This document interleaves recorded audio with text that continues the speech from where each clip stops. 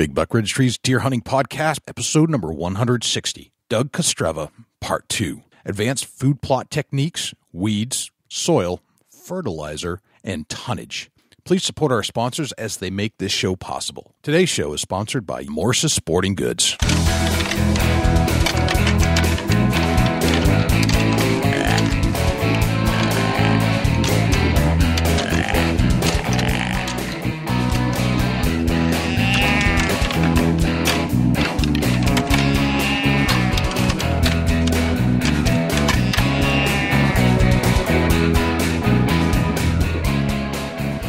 Big Buck Registry is a virtual museum of hunting stories. We preserve a piece of Americana by interviewing and recording hunters about their hunts and experiences from across the country. And who knows, maybe we'll learn a thing or two along the way that'll help us take our hunt to the next level. Hey, this is Dr. Ken Nordberg. You're listening to my favorite podcast on the internet, Big Buck Registry Deer Hunting Podcast. Hi, this is Shane Mahoney from Conservation Visions Incorporated, and I'm listening now to one of my favorite hunting podcasts, Big Buck Registry Deer Hunting Podcast. Hey guys, this is Kelvin Wilcox here at Valpo Products, my favorite deer hunting podcast with Jay and Dusty, Big Buck Registry Deer Hunting Podcast. Welcome to another episode of the Big Buck Registry's Deer Hunting Podcast. You know what? You just pushed that play button right there, and I can't say thank you enough. Every single week we do this, it's humbling, and I still can't believe people still want to listen to us, but gosh darn it, we're going to keep doing it, and we're going to try to bring you great content each and every week. And by we, I mean me and Dusty Phillips. What's happening, Dusty? I can believe they still push the button, Jay. I tell you what, we're dedicated, and we try to bring great content to the hunters, and the friends and the followers and everybody that's tunes in with us every week. I can see why they're still with us. We try to bring great content, and so far so good, Joe. We've been pretty successful. Then we've had some great hunters from the pro level to the entry level, from the anti to the hunter. And man, I tell you what, we hit a milestone this week, and couldn't be more happier, Jay. It was quite a milestone. And yes, we've had some amazing guests on this show, and I don't know. I guess I never really think that anybody wants to listen to me talk, but you know what? I guess they do, because we just hit 500,000 downloads. 500,000 people have downloaded this show. And we from our hearts to you guys, the people that's hitting the download buttons and the play button and tuning in with us every week, from our heart, we really do appreciate and we love each and every one of you. And thanks for tuning in with us. Yeah, I got to be honest. I just can't thank you enough. I'm just kind of stunned and blown away, and I'm glad that people appreciate the content that we're bringing to the show.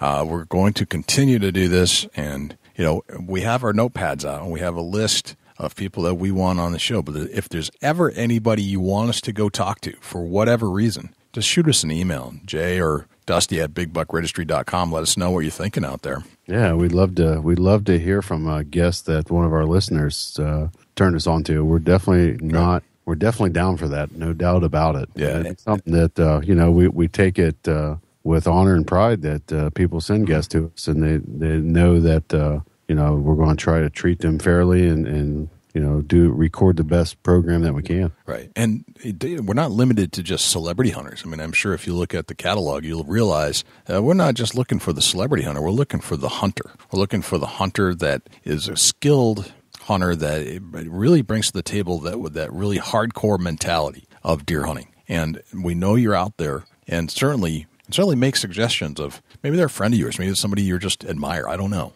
Whatever it is, Jay or Dusty at bigbuckregistry.com. And while we're on the topic, you can always find us on iTunes. We are now going to be featured in iHeartRadio, so tune into that soon. We're just waiting for our feed confirmation to come back. It's not quite there yet. We're right around that 2.5 week mark. I hear it's taken about 3 weeks because I got inundated with new podcasts that are going over there. but that should be there very soon. So I don't know if you're an iHeartRadio user or if you've ever heard of them. I know I've heard of them, and my wife uses iHeart to listen to local radio station shows. So I know that it's a very popular thing. So my guess is if you are on any kind of device, you'll be able to listen to this show through iHeartRadio very, very, very soon. Yeah, that's going to be really cool. And, again, from our heart to you guys, thank you very much for tuning in with us on every show. And, man, what a blessing and a true honor it is to have followers like everybody that hits the downloads and the play button. It truly is a blessing and an honor to have your ear for an hour. It's absolutely mind-blowing. So, Dusty, we have a repeat guest this week. And it's yes, it's actually good timing because in the show we talked to Doug Kostreva from the Horny Buck Seed Company. We've had him on the show. He really filled us in a lot about food plots and how to do it in the last show. But we go even deeper in our most recent conversation. But it's good timing because, as Doug says, is planting something now for it to be ready to be eaten towards the when that peak deer season is just kicking in, like late October. This is when you should start planting those food plots. So this is actually good timing to talk food plots once again. Man, Doug brings a lot of information to the table, Jay, and I just can't wait to talk with him. Yes, yeah, very, very good guy. Now, before we get there, we have somebody filling in for Jim Keller on the Deer News. Brandon Hammonds from the Take Aim Outdoor podcast is filling in for Jim. Jim's on assignment in Alaska. So I'm sure he's digging up some juicy stories out of Alaska for us very, very soon to come back to the show and tell us about his trip. And I think he's found several guests already. He's texted me a few times already about people he's actually located that he thinks will be ideal guests for the Big Buck Registry Deer Hunting Podcast, powered by USA Trail Cams. So let's turn to Brandon Hammonds with the Deer News. For the Big Buck Registry and filling in for Jim Keller this week, this is Brandon Hammonds from Take Aim Outdoor Podcast with the Deer News. Our first story takes us to Delaware, Sunday hunting allowed. In an article that was first posted by sportsmanslink.org, Delaware House Bill 289 was signed into law by Governor Jack Markle on July 19th, officially and legally allowing deer hunting to occur on 5 specific Sundays on private land in Delaware. Sunday hunting will be allowed on these certain Sundays at private landowners' discretion and on public lands where designated by state government agencies. Representative William J. Carson says the effort was a great example of working together to forge a compromise that respects the right of all Delawareans to enjoy our state's natural resources. We're protecting the sportsman's tradition and opening up more opportunities for new generations of hunters to develop the same appreciation of the outdoors that we learned from our elders. Deer hunting on Sunday in Delaware should have multiple positive impacts on the state, including increased economic activity, landowner liberties, improved hunter recruitment, which will in turn help to fund Delaware's Division of Fish and Wildlife, and ultimately enhance all conservation efforts in Delaware.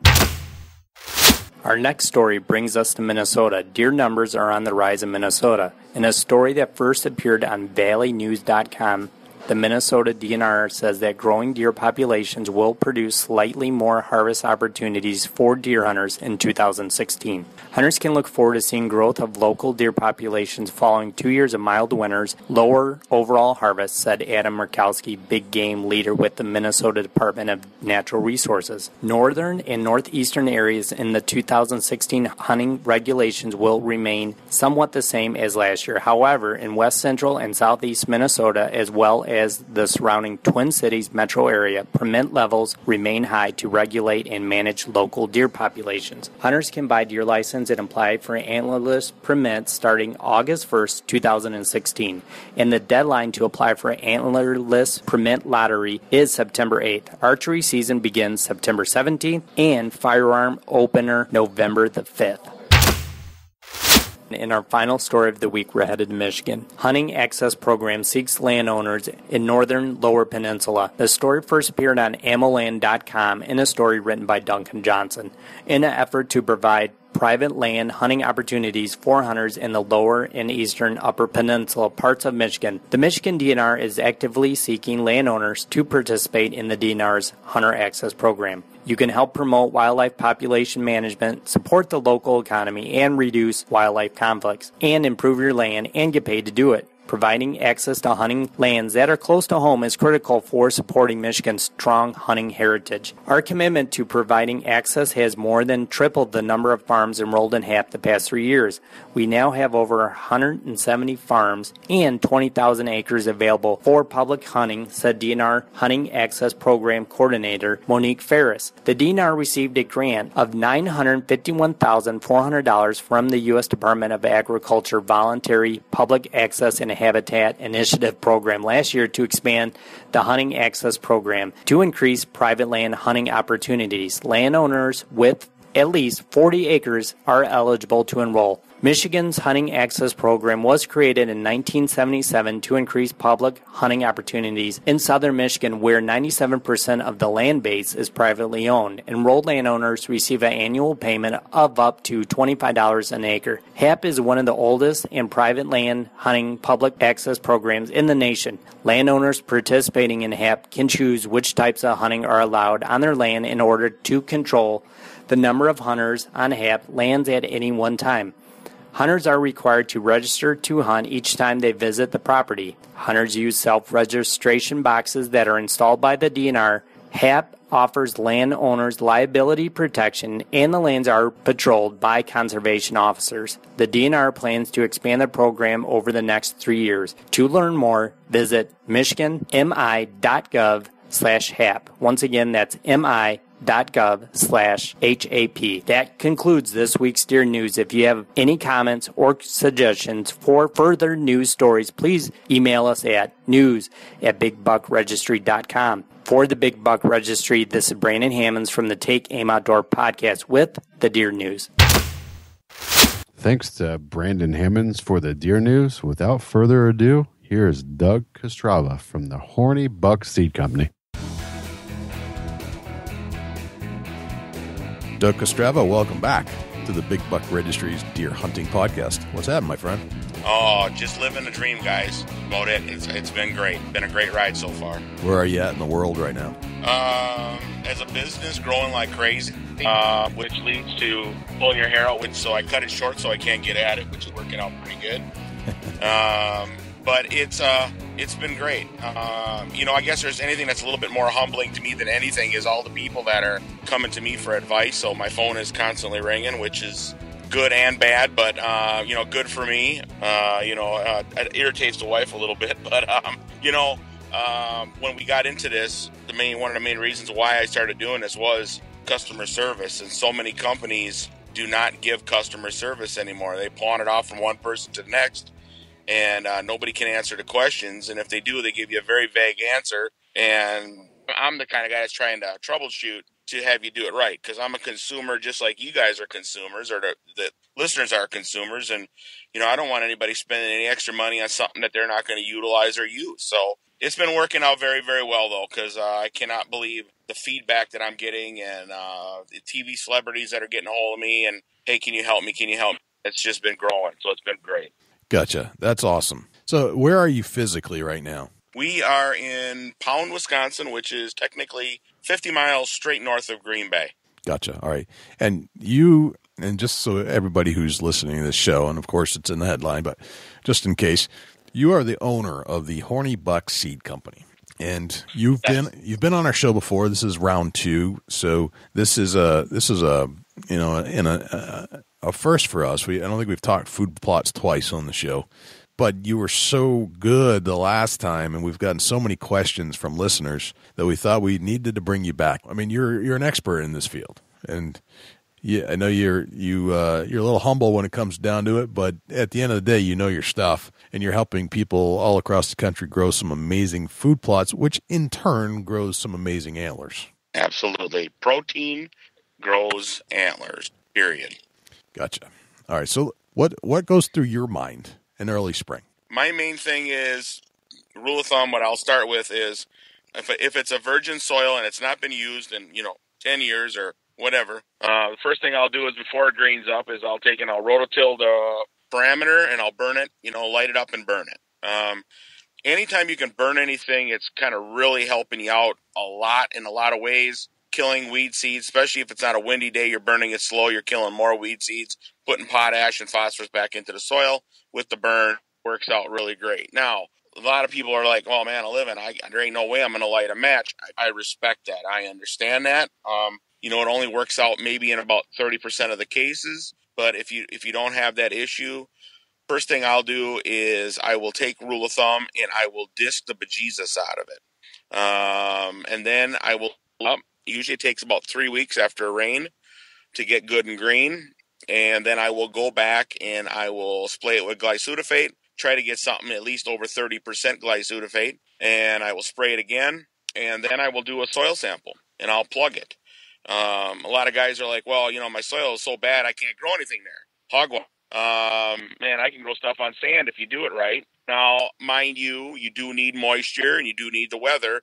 I get it, but if you got soil that's really, really, really bad soil, when I say really bad soil, I mean really sandy, which means it's really porous, which means it heats fast and it don't hold moisture, then I do more of a late season plant so I can all time of the year to allow them plants to get established. So springtime, getting back to the main portion I'm telling you about, rule of thumb, after I get done doing my soil testing, we'll get my results back. And you can go on even on our hornybuckseed.com, and we work with a company called AgSource. They've been absolutely phenomenal. They'll mail you out a kit. It's $18 when you mail, and they'll tell you exactly what your plot needs. Now, and a lot of guys get this thing, well, it needs, 4 ton, 8 ton, 12 ton of lime. Here's a little thing with lime. Lime is great because you're going to need it, but regular ag lime will take you somewhere between 8 to 12 months for that to break down. It'll be twice as fast, but it's also twice as expensive. So, if you're going to start a new plot from virgin soil, you might as well, I call it the 3-year plan. Sometimes it takes 3 years to get a good planting established, in that it's going to totally be rotating, because all the microorganisms in that soil are basically dead. In other words, that bacteria needs to bring them back to life. So when it needs the lime is going to actually recondition the soil so that it's going to bring your microorganisms back to life. So it's going to feed the plants that are going to be able to get all the nutritional value out of the dirt to feed that plant.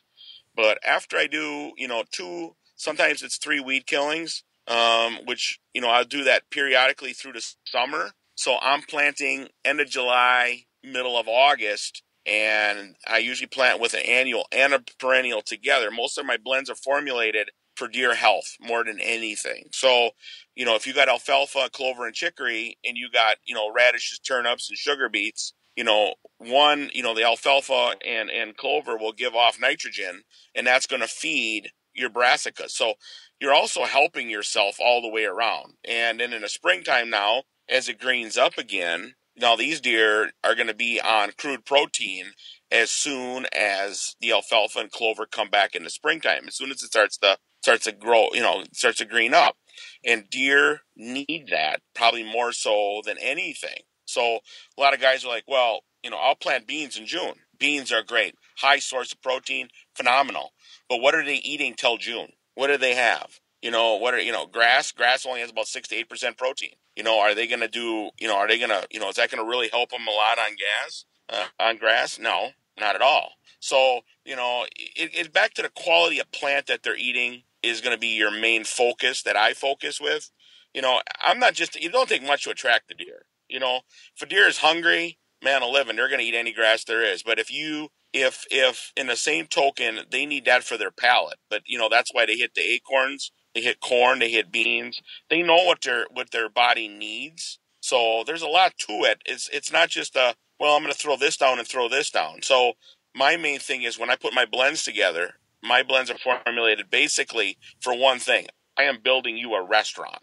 Now, your restaurant is going to be based on what do your deer want to eat that night. So it's no different than us. If we want to go to an Italian restaurant, we find an Italian one. If we want to, go for a steak joint, we find a steak joint. If you want to have Chinese, we go to a Chinese place. Okay, I understand that. But my goal is to have the deer come back to your restaurant every night, in which some nights they might want to eat brassicas. Some nights they might want to eat just alfalfa. Some nights they want to eat a smorgasbord. But guess what? They're still coming back to your restaurant. So that's why our blends are formulated the way they are, if that makes sense. Okay.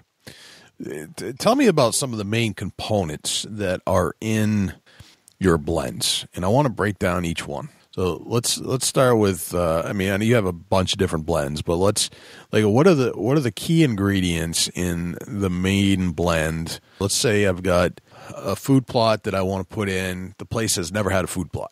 What's the first thing you're thinking, and then we'll get into some of the breakdown of the Okay, if it's the first time, plot that you're going to be putting in, you're going to go through kind of like what I just said about. You're going to have to do a weed kill. Yep. And you're going to have to do a soil test. And then it's going to come down to, where's your fertilization? Your fertilizer. Now, here's another thing, too, with fertilizer. If you're going to put your fertilizer down, which everybody's going to, rule of thumb, if you have, fertilizer, if you can smell it, you're losing it. So if you're going to put your fertilizer down, you better work that in or hope you get a rain right away.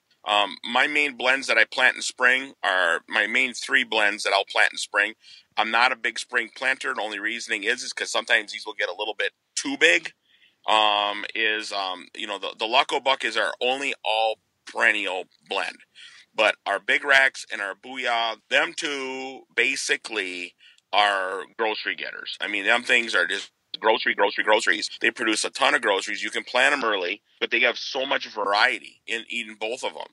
The one thing about the Booyah blend is with the kale and the radishes and the sugar beets, it does not need to freeze as much for it to be palatable for the deer. I've had some guys you get here in Wisconsin, if you don't have a high density of deer, rule of thumb, they won't eat brassicas till it freezes. But I've had places in Kentucky and Tennessee and Ohio where there's good numbers of deer. Them guys are like, man, they just mowed that off, and I can't believe how much they're eating it. And I'm like, well, oh man, our deer look great. I mean, they never looked this good. And I'm like, well, that's what this is all about, So, but every blend is formulated a little bit different. But as far as the perennials go in the spring, you can plant those. But I still plant those even in the fall because they're going to be back for spring. Now, our annuals that we have, as far as the dead zone, which is basically just pure tonnage. Them plants get very big. Usually sometimes if you got good soil, you can get them over your waist if you plant them early enough. But as far as the blends go, those are the ones that I will put at, first off, right off the bat, but it still is going to start with, where's your pH? Is it 6.5 is ultimate? That's what I like to shoot for. Is it 5.5? I've already had 4.3, on some of the plots, and you're like, oh my God, I need to put like 10 ton of lime down. And a lot of guys are like, oh my God, that's expensive. And you know what? You don't have to do it all at once. It's all about, it'll say for optimum results. Well, if you can't afford it, do half. But as you get your 3rd year of keep adding lime and building it up, guess what? You're growing some good groceries. All right, let's break this down a little bit more. First, let's define tonnage. I've heard this term a million times, and for those of the listeners that are tuning in that have no idea what this means, what is tonnage? Okay, tonnage is, and I know on the last show I said this. I beef farm. I still raise beef cattle. In fact, they're going to be calving here soon. I'm on a 3rd generation farmer. I love doing what I do. But what I do is everything for me with my cattle is based off of how much tonnage am I producing per acre. So what I did was like the dead zone, for instance. I took the dead zone, I planted it in a plot back here, back of my farm, 1 acre plot. I did a 70 yard by 70 yard, 1 acre plot. I took my flail chopper and I flail chopped it into a bunk feeder in a bunk wagon, took it down to the local gravel pit here and put it right on a scale to see how much weight I got per acre off of that plot. And I ended up with 6.7 ton of green matter. So that is what is tonnage. It gave me 6.7 pounds of tonnage per acre off of that plot. Now, that was not including, the radishes and stuff that were into the ground that, because I only flail chop, 3-4 inches up, and that's what it picked up. So that is where your tonnage is. Like alfalfa produces tonnage. That's another thing too about food plotting is peak protein is in pre-bud stage. So right when your plant is starting to get to the bud stage, your alfalfa, whether it be alfalfa, clover, chicory, whichever one of them plants, is going to get to that pre-bud stage. So right before it starts to produce a flower, it's going to be at its highest protein rate.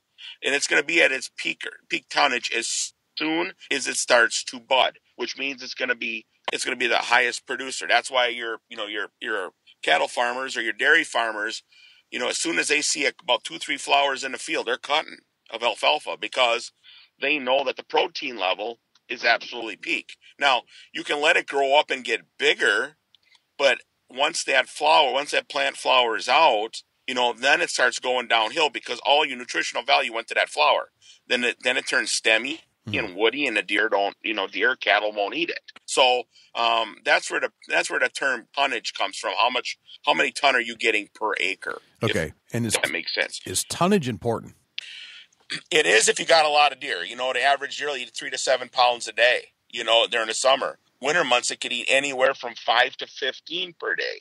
So do the math on the amount of deer you have. I know I got a lot of guys that are like, I got a half-acre plot. That should last them the winter. And I'm like, yeah, if you got 6-7 deer, well, I think I got more than that. Well, then guess what? It's going to be gone before Christmas. And they're like, oh, they'll never eat all of that. I said, if there's that many deer, because here's the one thing about deer. Deer follow deer. So if you start out and let's say you have a plot, that's one thing that I find ironic about plots. If you put in a plot and a deer find that plot, let's say you have 6 on that plot, within a month, rule of thumb, you might double your numbers, especially if there's no competition around, because deer will find a path of least resistance to feed themselves, no matter how it is.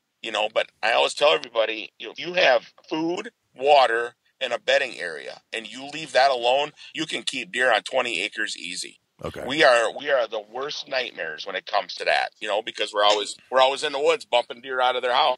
Right. Okay. So tonnage can be important, certainly if you have a lot of deer. And if you've got a situation where it's a new food plot, the first thing you're saying is weed kill. Is that correct? Right. And here's another thing, too, that I will do a lot, especially up here in Wisconsin, just because the ground is so poor. If I got a spot that's really bad and I got to do a weed kill, and if I do 2 weed kills, let's say on it, so let's say I do my first weed kill here in May, okay, and I will go and till it. I will test the soil, and I will leave it, until the end of May, first part of June, middle of June, and then usually like about the first week of June, and then I'll go back and I will kill it again, and I will broadcast oats. Usually I put about 100 pounds to the acre of oats. Okay. Just regular oats. And don't you go to your feed mill, don't buy seed oats, just regular. And I will put 100 pounds of oats down, and I will dish that in. And why oats? Okay, well, here's the deal. As that oats grows and it gets to about 6 to 8 inches, I will turn around and I will put that right back in the ground. I will just till it right back in. Because anything you put back into the soil, you are feeding your future plants that you're going to be planting. Any green matter you put in is building humus. It is helping with moisture. It is creating bacteria, and it is also you're doing a weed choking at the same time. So it's a win-win-win to put something down that you can put back in.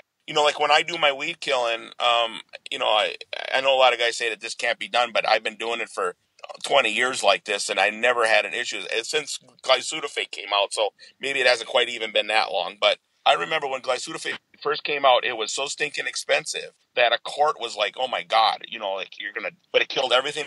And I remember, and I could be wrong, but I think I remember paying like $100 and some a gallon. It was astronomical amount of money. But I remember when I first started out doing it, I would spray, and then I was like, I would wait for everything to brown up, like it said. And then I started reading into it a little bit more, and it basically doesn't have effect unless you overspray. So I started buying, now I buy my glyphosate in 35-gallon barrels. I buy 40%. I put no more than a quart to the acre, but I also use liquid fertilizer. We have some liquid fertilizer called Ace and Ace Plus. Now, our fertilizer is all microorganisms. So what I do is, as that spray hits that plant, and which is going to be fertilizer along with the weed killer, the plant comes to life because he's like, ooh, it's food. So they suck in the fertilizer through the leaf, but they're also sucking in the poison at the same time. So what it's doing is it kills the plant. That plant is dead in 3 hours. Now, it takes anywhere from 7 to 15 days for it to turn brown and dry down. But what I do is I spray, usually mid-morning one day. I've already been where I till it the same day. But most of the time I till it the next day. And I'll go back and I'll till that greens all back. I never had a weed issue yet with anything coming back. If it's green and it's sprayed with that, it is dead. So It works out very, very good that way.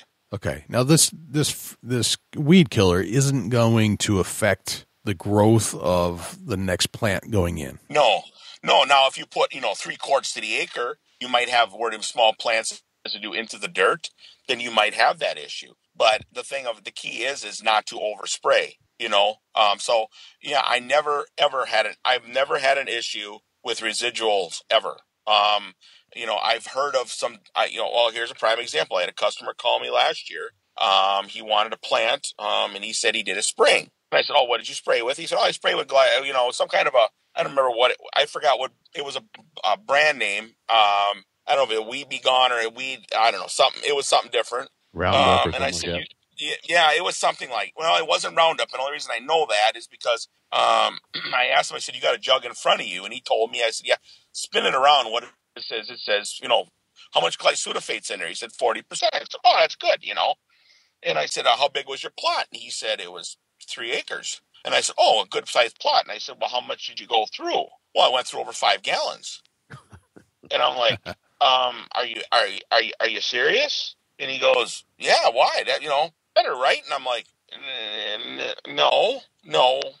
All right, so this kind of raises a good question. How do you calculate this stuff? How do you determine how much is enough and how much is too little? I ask people, I don't know how big my plot is. They don't know how to figure out acreage. So I tell everybody this, it's really simple. 70 yards by 70 yards is an acre. If you want to look at it as a football field, because a lot of people have been on a football field, 10-yard line to the 10-yard line is an acre. However you want to do it to figure it out. I try to do it in layman's terms. If you got to pace it off, getting back to how much do you put down? Rule of thumb, I will just take I know my sprayer. I use a Fimco sprayer with a 3.8 gallon pump. It's a weedless. It's a boomless sprayer, so it's got 3 spray nozzles, one in the center, one on each end. It sprays 15 feet from center to on each side. So I fill that up, and at 8 miles an hour, I can spray 3.1 acres. So that's how I know what my sprayer sprays. So when I fill my sprayer up, I know what I'm going to be spraying. I know I usually put in 3 quarts of glyphosate along with my fertilizer. Then I add my water, and away I go. It's just that simple.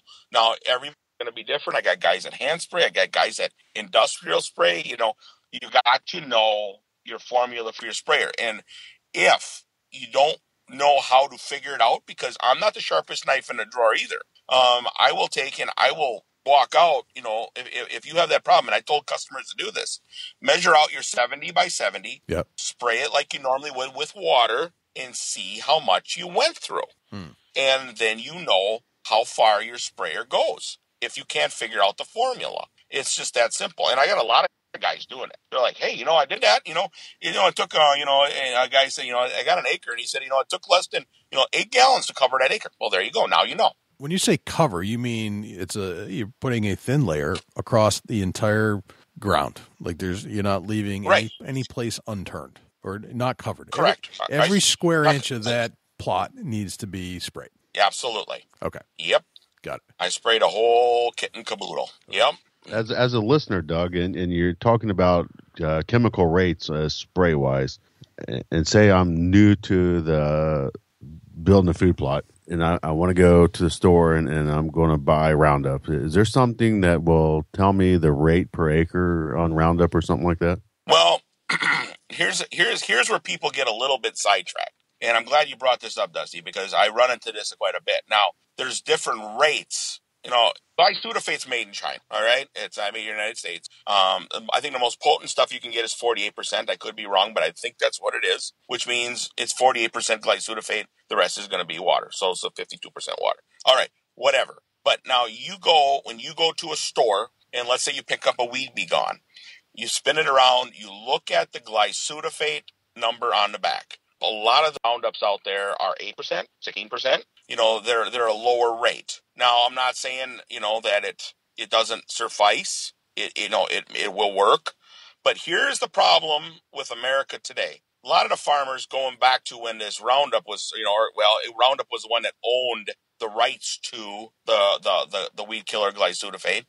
When they came out, and I could be wrong on this, but I'm pretty sure that's how it went. They had a pretty doggone, it was expensive, like I told you. So a lot of the farmers loved it. Weeds didn't know what it was, so it didn't take much to kill them. But as the farmer wanted it to go twice as far, because it was so expensive, we ended up with some weed tolerances. They were tolerant to the glyphosate. Now, food plotters are not going to have this issue, rule of thumb, because probably a lot of the food plotters, the guys that are planting food plots, are in virgin soil that never seen spray in their life. And I got some guys that right now, they will not spray chemical on their food plot at all because they just don't believe in chemicals. They want to keep it organic.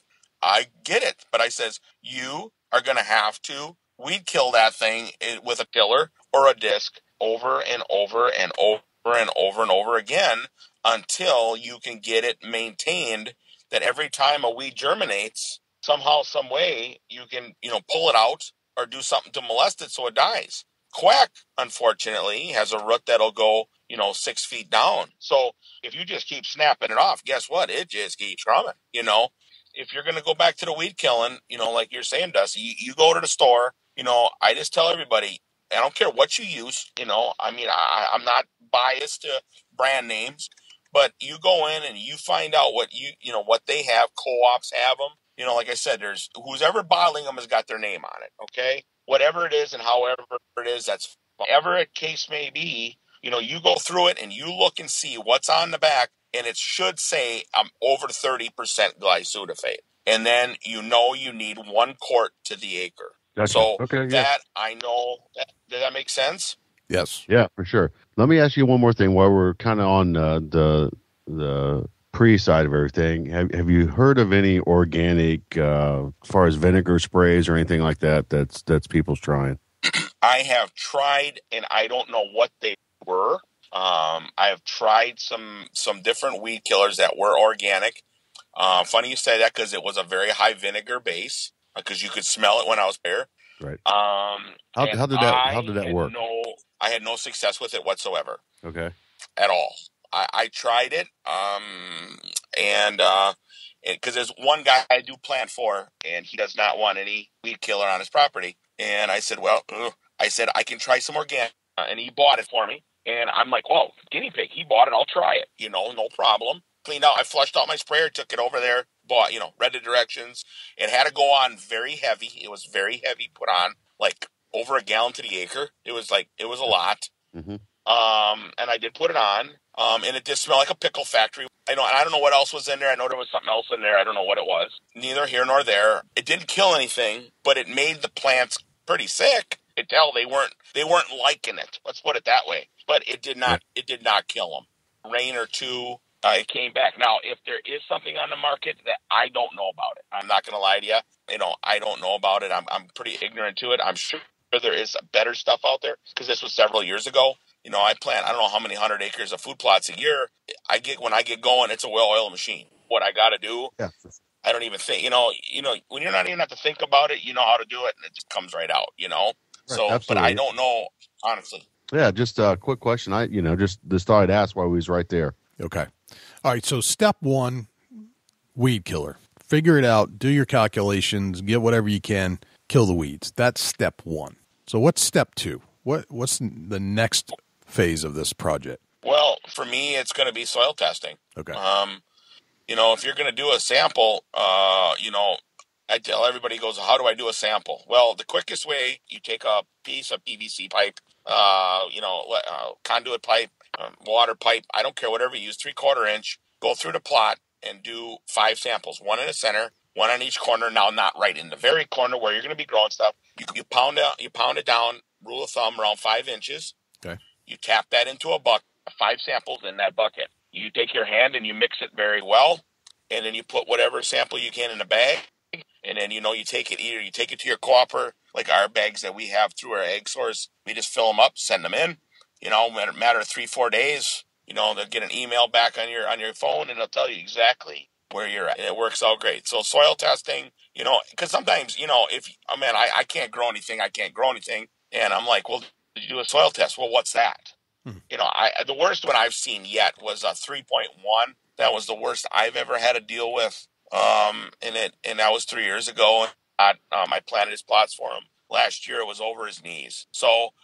But he couldn't even get stuff to. It would germinate and stall. That's all it would do, no matter what he planted. What are they testing for? Well, you collect the sample. What are they testing for? Like, what test do they run? Well, it's basically your pH.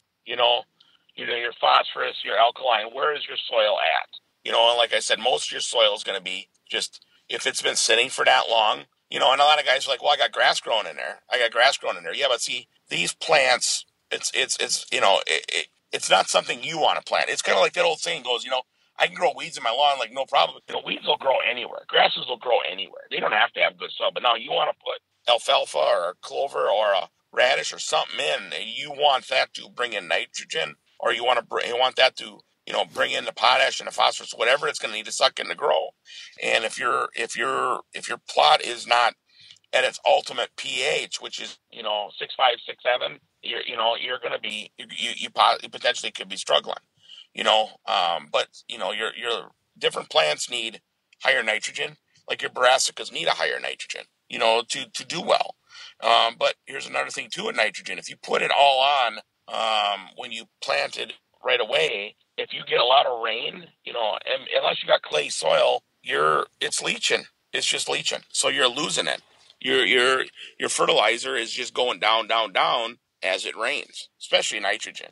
And nitrogen's only there to do one thing: feed a plant. Okay. And if it's not, you're losing it. So a lot to it that way. All right. So you're basically testing. You're not testing for nitrogen or anything like that. You're just looking at pH when it comes to the soil testing. Is that correct? Yeah, that's basically what I'm doing, is finding out where my pH is. Okay. So if you get this low pH at 3, okay, 3.1, you said that's the lowest you've ever got, but you want to get to a 6.5. 7 is neutral, 6.5 is slightly acidic, 3 is very acidic. And so if you have an acidic soil, what is it that you want to What is it that you want to do if you have a 3.1? What's the first thing you want to add back to the soil to get that pH up? Lime. Okay, so lime. So you've tested. Step 3 is to start adding stuff to the soil based off of your results of your soil test. Correct. So if you're acidic, lime. And is that the only, you want to add as much lime as you can to get it back to a 6.5? Is that the idea? Well, I mean, a rule of thumb, that's what I try to do. But here's the deal, a guy will sit there and say, oh my goodness, lime is, that's a lot of lime. Let's say your plot needs 10 ton of lime. Okay. You're going to be like, oh my God, that's a lot. Oh, but lime is deceiving because it's so dense that, a ton of lime is probably equivalent to a 4 foot by 4 foot by 2.5 feet, a cube. That's a ton. So is that a lot? Not really. You know what I mean? So it seems like a lot when you think of tonnage, but it's not. But yeah, you need the lime to put that down. You work that in. Now here's the deal: that lime has to break down to neutralize the soil. So lime doesn't, unless it's really super fine lime or processed lime, you're going to run into that issue. But it does. As time goes on, it will break down after a year, and your plots are going to look great. Do you ever run into soil that's too basic? Is that possible? Well, here's what's funny. I just got a test back out of Texas. That was 8.1 and 8.7. And I've never seen that before in my life. So that's going to be fun trying to work with that. The rule of thumb, the most of the stuff, and then you sit there like, well, how do I bring it back? But maybe you don't have to. I don't know. And that's something that's Greek to me. Majority of the stuff that we plant, no matter where I plant in the Midwest here, as far as Maine all the way to Dakotas, you usually got acidic soil somewhat. I had some guys down in Illinois, they had virgin soil, never was planted anything. And they went and checked it, and it was 6.5 right out of the chute. I couldn't believe it. I was dumbfounded. Okay. It depends on the ground. The majority of the problems that you find are that it's too acidic and that you want to bring it back up. Very rarely do you find it too basic Correct. where you want to bring it back down. If it is too acidic, Correct. you have to add lime in a certain proportion based off of the acidity that you have and the square footage you have to do will determine how much tonnage of lime you need to go acquire and then start spreading it out over your property. So that's step Correct. 2. Get the pH right. Is there anything else that we need to concern ourselves with the quality of the soil at that point other than lime? Some of my blends, will need, like basically nitrogen. What I try to do is to keep it simple for the customers. If they don't want to use liquid, I'll, because I want to use granular, and that's fine. A lot of times I'll tell them to just go pick up a triple 18 and put 200 pounds to the acre. That rule of thumb, that'll work quite a bit. And it's just make it simple, and it works. A lot of guys, they want to plant and be done. They don't want to go back and refertilize because they don't have time for that. So, I'm working on right now with a company out of Indiana. If I can get, nitrogen that's a slow release, that's a granular form, is that Ronco, set it and forget it. You know what I mean? And that's what a lot of people would want to do.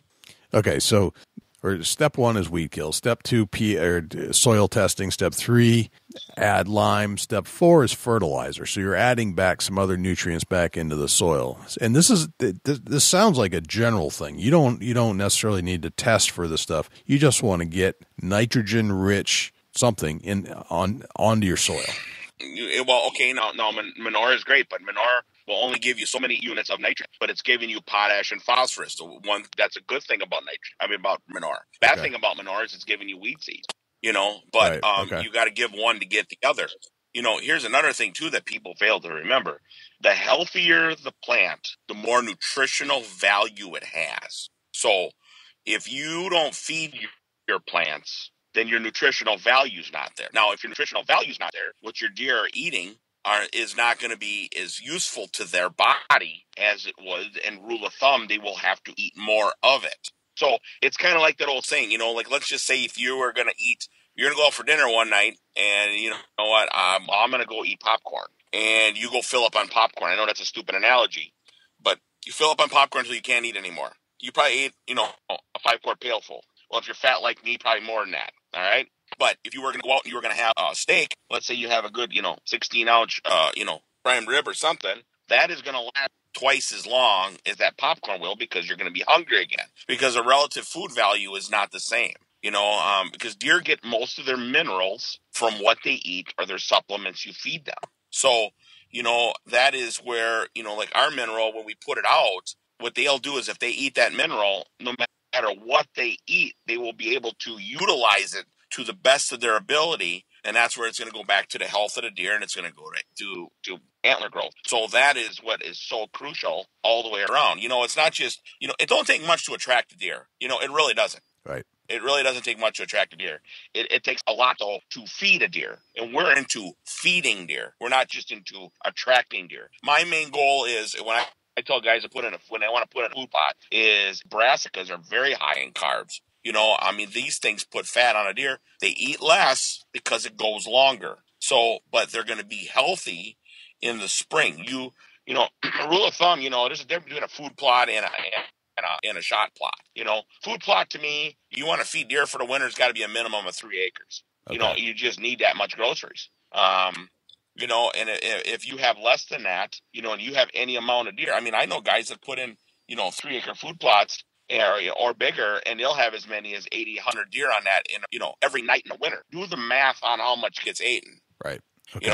People don't realize how much poundage is getting eaten. So there's a lot to it that way. So what's the general fertilizer I should be laying down here? Is there something that kind of covers me on all bases, or do I need to get specific? Well, for me, I try to do what people can work with the best at their local co-ops. Most co-ops have triple 18, triple 19.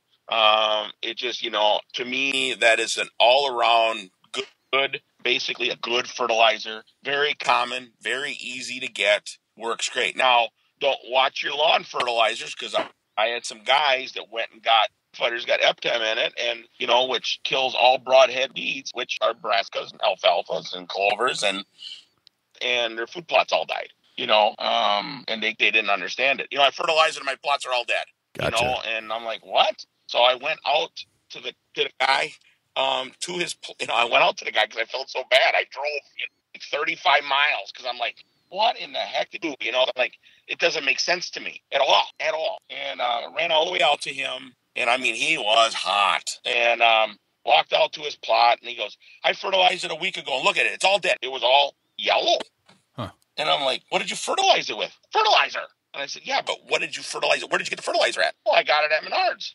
And I says, I got one bag left. So I went and I looked, and it was weed and feed. Gotcha. And all right, I'm so just like, dude. He's killing all he's killing weeds, but some of these things that you're killing are things you want to grow, right? Yeah, he killed every broadhead thing that was in there, which is basically everything. It's the it's the brassicas, it's the clover, it's the alfalfa. Right. He killed everything. Right. Because essentially you're growing a specific kind of weed. Yeah. Well, I mean, plants are broadhead plants. So, so be sure, that and I mean, like, as in his case, he felt like, 3 inches high, and it was like, like the first week of September. And, I felt so bad for the guy. I took some of my sweet frost blend along, which it germinates and it grows really quickly. And I said, dude, I'll tell you what I'm going to do. He got out his little 4-wheeler and his little drag, and I went and I replanted it for him right then and right there. I said, and you know what? It got to 8 inches before it froze. So he was ecstatic. Gotcha. Okay. And he said, thank you so much for being honest. I said, hey, you didn't know, but now you know. I'll never make that mistake again. Oh, all right. Awesome. All right. So apply the correct weed killer, do the soil testing, find out if it's acidic or not, add lime if it is. Now we're back to adding some kind of good fertilizer that brings nitrogen and some other elements into their triple 19 or whatever it is that is good, but do not add. And try to work that in too. Work it in, get the moisture and make sure the rain's coming, make sure it gets worked into the soil, right? And so now you've got your now you're ready to plant. So there's a lot of work that goes up to the planting phase. So now you got to decide what the heck you're going to put in the ground. What do you start thinking about? If I'm a food plotter, what do I need to start thinking about to plant correctly? Okay, my main first focus is how am I going to utilize this food plot? Is it going to be A, just to attract deer? Is it going to be B, to attract and feed deer? Or is it going to be for, C, to attract and feed deer for a long period of time? Am I going to hunt over it? Or am I going to hunt over it with a gun? Or am I going to bow hunt over it? All of these things play a part on what you plant and where you plant it. Now we have a blend. It's called Sweet Frost. It's an all brassica blend. The deer, rule of thumb, don't like it until it freezes. Okay. We ain't obviously going to want that for bow hunt. What is brassica? Brassica is your rapes, your turnips, your purple top turnips, green top turnips. It's a family. Collards are a brassica family. Your radishes are a brassica family. Like there's alfalfa. There's 50, 60 different strains of alfalfa, but it's all alfalfa. But brassicas are a little bit more broad that way. But it is, your kale. That's a brassica. It's a brassica. It's a family of plant. So you got that family. That's one of the main ones that deer are attracted to. Very high in carbs, high in sugars, and deer rule of thumb love it. Now, different brassicas, the freezes. They'll eat kale. They will eat your radish tops. They'll eat that. Rule of thumb. Sugar beet tops. They'll eat that before. That's a big leafy plant. They'll eat that first. So, if you're going to fix up a bow stand, and you want something that, is going to be, it doesn't need to freeze, I'll look into that first. Okay. Gotcha. All right. So you're trying to decide what to plant based off of when you want the deer to eat it? Correct. And that's where a lot of guys like to plant in spring. And I get that. I totally get that. But I would rather work the dirt up and do the weed killing through the summer months and get it all prepped and ready for when I can plant it in end of July to middle of August, whatever. So it is going to be peak when it's middle of September, first week of October, when your season opens. Okay. Because you would want your plants to be at peak production and the most palatable when what? When you're hunting it. Right. Just that simple. So if you wanted to hunt over it, you want to make sure that it's at its peak by the time it's time to hunt. Plain and simple. Absolutely. That's what my goals usually are. You want the deer in it. You want them eating it. You want them to be in a steady diet of it while you're hunting it, and don't overhunt the plot. We got some stuff that we plant around it, so called safe zone. I'll use that for a bedding, sometimes for a bedding area, but a lot of times I'll use that as a barrier, along with like our feathered friends as a barrier. Anything, deer only care about 6 feet and down. That's all they really care about. I mean, they only watch trees because the predators now come from trees. So that's why they are where they are. I'll systematically put that up so I can get easy in, easy out of a stand. So, when guys are setting up their properties, I sit there and I ask them, okay, you want to put your food plot here? How are you going to hunt it? Well, I don't know. Well, that is more of a problem. You got to think that out before. I'm not going to plant this if you have no way to get in and out of it, because if you're going to go to get every deer out of the bedding area to get to it, where is that helping? Or vice versa. So to hunt your property properly, you got to do it that way. You got to set it up properly. Set up your food plots. Use a little thought process. Oh, this is open. I think I'll put it here. Okay. Gotcha. Okay, so what other things besides the brassica family should I be thinking about planting? And if I want it to peak around October, what time of year do I need to plant? Well, even like with our Big Racks or Booyah blend, there's clovers and alfalfas in there. Deer love them. Clover's a little lower in protein, rule of thumb, than alfalfa and chicory. But your goal is to get that. Chicory and clover sometimes takes a little bit to get established, like a brassica does, which, in other words, it doesn't grow as fast as a brassica. So, but what will happen is as them brassicas grow in our blends, it'll shade the clover and alfalfa to allow it to get established. It'll provide shade, moisture. It'll allow it to grow. And as it gets to grow, you pick through them leaves to eat it. But my goal with that is now in the springtime, like when we started the show, we talked about earlier, now the deer are going to be on it, because as the spring rains come, the alfalfa and the clovers are going to start growing. And as they're growing, the deer got something good protein right off the get-go in the spring, because chicory and alfalfa are high in protein. They're in the high 20s in protein green. So where clovers maybe, low teens, where alfalfa will be low to mid-teens, alfalfa will be in the, middle 20s to high 20s. Your big bucks start out as a fawn. People know, Right. All deer start out as a baby. So, you want your does and you want your fawns to be super healthy, So, getting back to the mineral, I put out my mineral early, and them does and them does are hitting it like crazy, right now, along with the bucks, even though they dropped. They're hitting it like mad right now because they are back trying to level off their body from all the lack of nutritional value they had through the winter. So, because even once a plant freezes, it loses its nutritional value. So the main thing with the mineral is they need to get that in their body as antlers grow, and as they're nursing, they need that. They need to go into their colostrum, which goes into the fawn. So that mineral goes into their bodies along with the food source, and it works to feed that fawn. So, it's a mineral to me is just food plot, period.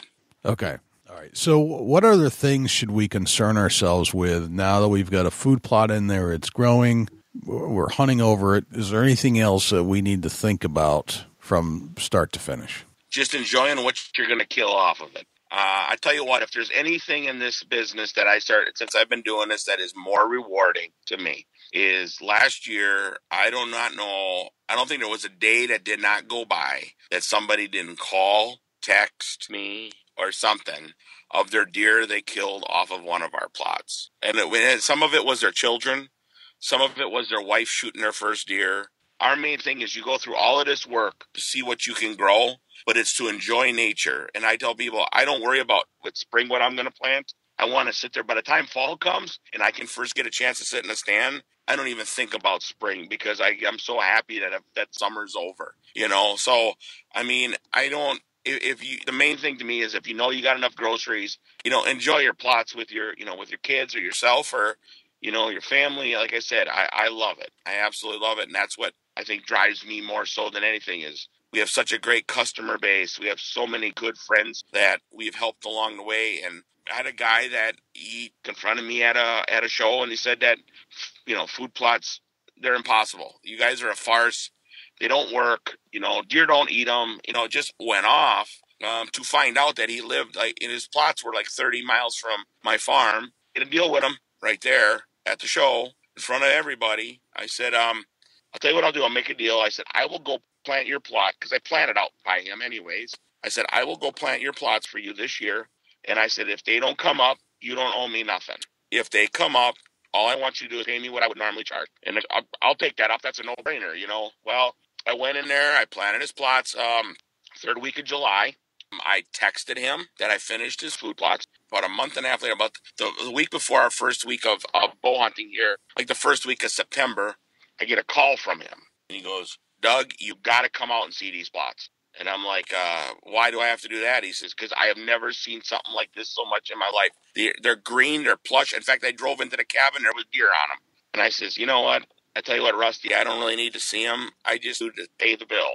That's all I need. And I've been planting this plot. So it does take some know-how. And I'm not saying I know everything, because I don't. But I know how to grow crops at home. I know how to grow deer. And I'm blessed with good people that have deer farms, so we can do some research and development on. And I'm not saying I'm great at it, but I'm pretty doggone good at it. Let's put it that way. Gotcha. As a beginner, Doug, what's some pointers that you can throw out there real quick? Just your top 5 pointers that you can throw out for somebody that's wanting to put in a food plot this year. Oh boy, there's so many things. Location is one of the main things. Size is another thing. Deer count is another thing. Know your deer count. A lot of guys well, I don't know how many deer I got out there. Well, in an average set, how many deer do you see? And a lot of guys will be well, I see 5. Well, if you're going to put in food plots and you've never had food plots before, you might as well plan on that doubling, because it will double. It's rule of thumb. We run into that all the time. So that is one of the things. Location, moisture. Here's one of the main questions I get. I get 2 questions that I get all the time at every show. You got anything that grows in sand?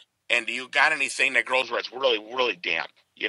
Well, define sand and define dampness. Do you go in June and you still got water on your shoes when you walk? Rule of thumb, nothing's going to sustain roof rot. You're obviously going to get root rot or something from it. Okay. Right. Sand, is it blow sand? Is it, sugar sand? Is there anything growing there at all? I tell people you got to systematically try to figure out how to make it work. But if you got really sandy soil, back to that oats trick I was telling you before, that is if you can get something in there to keep putting green into that soil, you're going to be win-win. So, I guess, Dusty, them are the main ones that I tell people, think before you just jump into it and sit there and say, well, this is a good spot. I'm going to put one here. Well, what do you really want to? Why? What's your strategy? Think about it before you go through all the effort, if that makes sense. Yeah, it makes sense for sure. All right, good. Gotcha.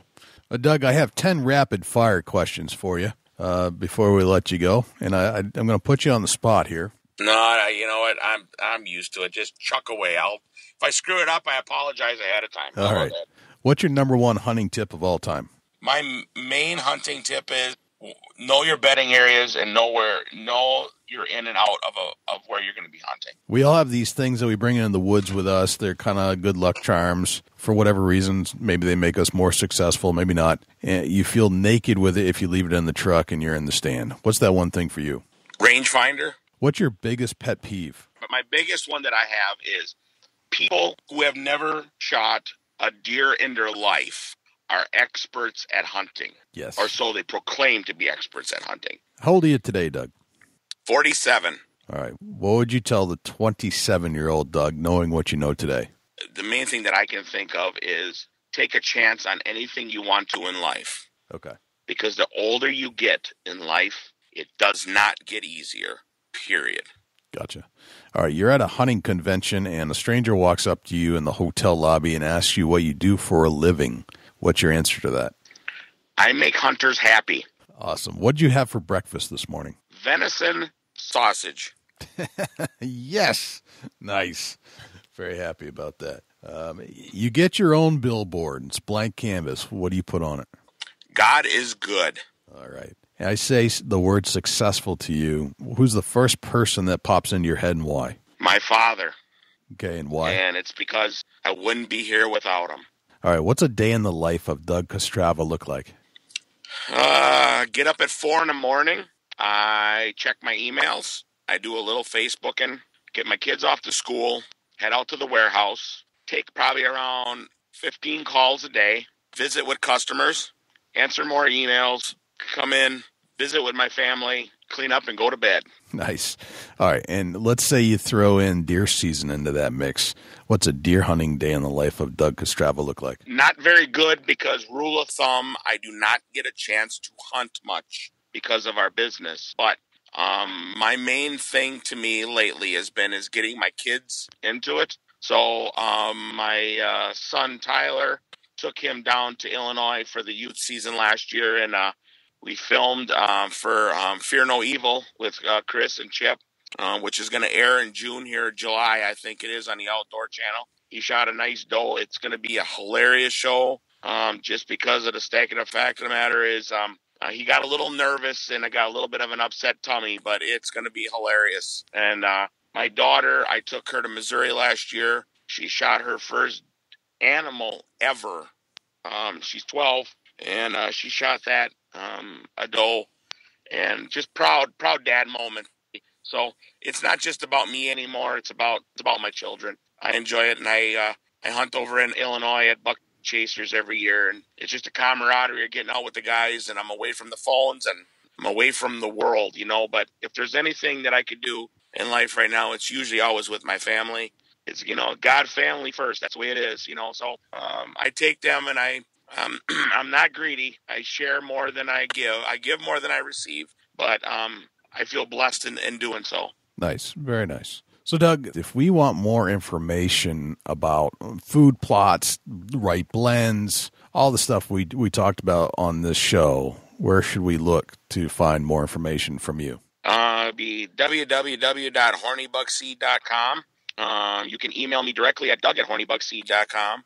Or you can go ask us questions on our Horny Buck Seed Facebook page. And they all get filtered to me. The guys that'll filter them to me, like if there's something that's food plotting, I will answer them. And we are on Twitter. And if you do ask a question on Twitter, Dave gets that to me. And I'm very quick at responding. Rule of thumb. So if you do ask me a question, I will get back to you usually that same day. Sometimes within minutes if I'm on a phone, near my phone or something like that. So it works out the best I can. But my main thing is right now we're looking for more dealers. So anybody out there listening that is interested in being a dealer and carrying our products, please let us know, because we just cannot keep up the way it is. And I would love to just sit there and start pushing people off to, stores and stuff that can start carrying it, because I get I don't know, I bet you I get 5 calls a day. Is there a store near me I can buy it? Is there a store near me I can buy it? I get that all the time. And I'm like, it's a process. We're working on it. And they're like, use your stuff. It's unbelievable. I had a guy at Kentucky last year. He bought a 4-pound bag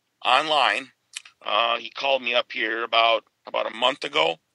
He bought 250 pounds. He said, I have never had anything grow so good in my life. Jeannie said, just off of that 4-pound bag, he said, and it, even when it was just dirt, they were still in it. So, I guess if there's anything that's rewarding, that's it. But, I'm all for trying to help people. So people, like I said, if they're looking for business opportunities, please get a hold of us. All right, man. Fair enough. Well, Doug, this has been a pleasure, man.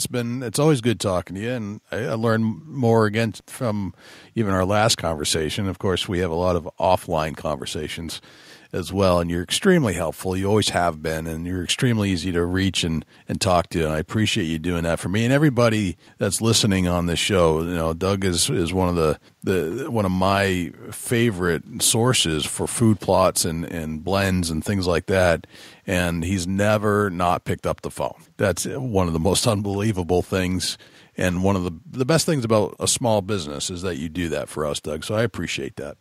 I eat, sleep, and drink this business. I just think it's keeping people happy, and nothing more rewarding than a young little boy that shoots his first deer off of one of our plots. I absolutely love it. Just love it.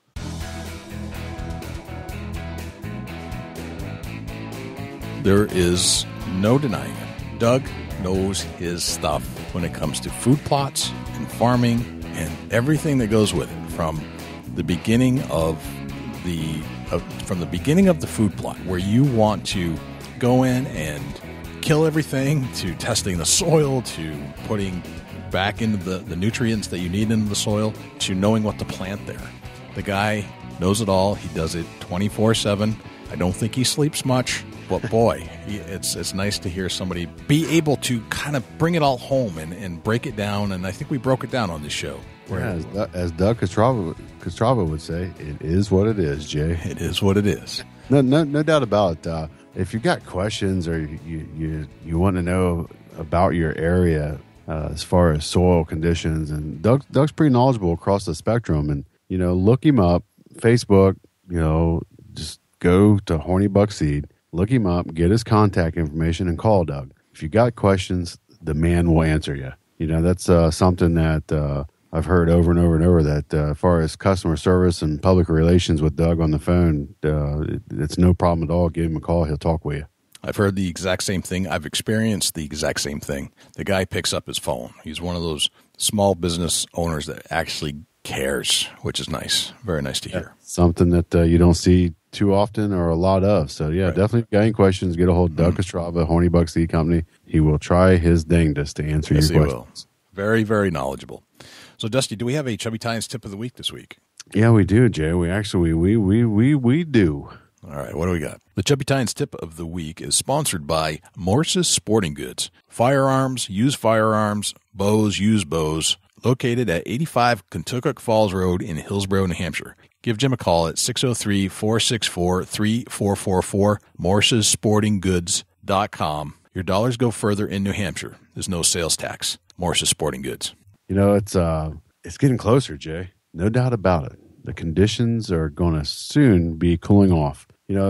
Go through and check all your last year's material, as far as your hunting clothes, as far as your grunt calls. If you got tree stands laying in the garage, it's time to go through and check bolts, check nuts. Just do a once over of all your equipment, so that not only safety, but you want to be prepared when the day comes. And if you got to order something, you don't want to be a week out and trying to do all this. But if you haven't hung your stands yet and you got them laying out in the garage, take time and go out there and just do a once over. If you got rusty bolts, replace them. A 63-cent stainless steel bolt is not worth your life. So just do equipment check. That's the Chubby Tines tip of the week. So equipment checks is what you're getting at. I think it's a great idea.